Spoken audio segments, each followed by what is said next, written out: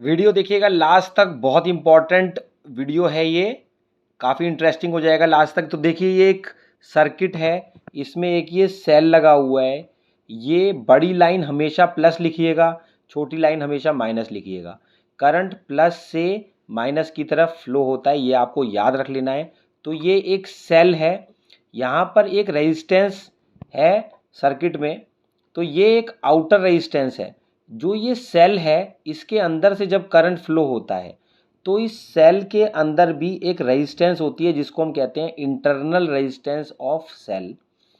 तो सेल कुछ इस तरीके का होता है, इलेक्ट्रोलाइट होता है उसमें और दो प्लेट लगी होती हैं। तो कुछ इस तरीके का सेल होता है और जब इस सेल में से करंट फ्लो होता है तो ये इलेक्ट्रोलाइट उस करंट के फ्लो को कुछ रोकता है, रोकने को बोलेंगे कि रेजिस्टेंस देता है। तो वो कहते हैं कि वो इंटरनल रेजिस्टेंस ऑफ सेल। अब इंटरनल रेजिस्टेंस ऑफ सेल किन चीज़ों पे डिपेंड करता है वो आपको क्वेश्चन आएगा, वो आपको लिखना है। तो यहाँ पर हम याद रखने के लिए लिखते हैं कि कोई संत कार में बैठ के गया, तो आपको ये SANTC ये सारे फैक्टर्स हैं जिन पे internal resistance of cell depend करता है।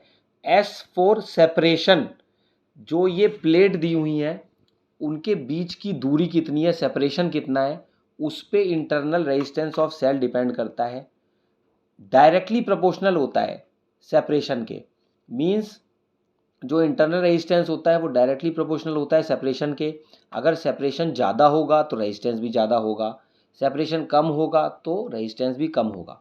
यहाँ पढ़ लेते हैं, internal resistance of a cell is directly proportional to the separation between the two plates of the cell। ये दो प्लेट हैं, इसके बीच में जो सेपरेशन है इंटरनल रेजिस्टेंस उसके डायरेक्टली प्रोपोर्शनल है। डायरेक्टली प्रोपोर्शनल का मतलब होता है कि दूरी अगर बढ़ेगी तो रेजिस्टेंस भी बढ़ेगा, कम होगी तो रेजिस्टेंस भी कम होगा। अब संत कार में बैठ के गए, तो ए फॉर एरिया, अब याद रखने के लिए आप संत सी, तो A for area inversely proportional जो कि डिप्ड है। अब देखिए प्लेट तो बड़ी हैं, कुछ बाहर भी हैं इलेक्ट्रोलाइट के, कुछ अंदर है। तो हम यहाँ पर बात कर रहे हैं जितना एरिया डिप्ड है इलेक्ट्रोलाइट में तो उसके इन्वर्सली प्रोपोर्शनल होगा।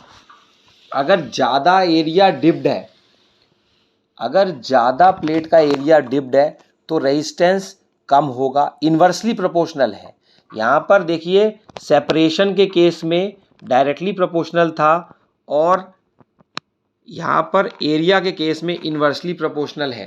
Internal resistance is inversely proportional to the area of the plates dipped into the electrolyte. अगर ज़्यादा एरिया डिप्ड होगा तो रेजिस्टेंस कम होगी और अगर कम एरिया डिप्ड होगा तो रेजिस्टेंस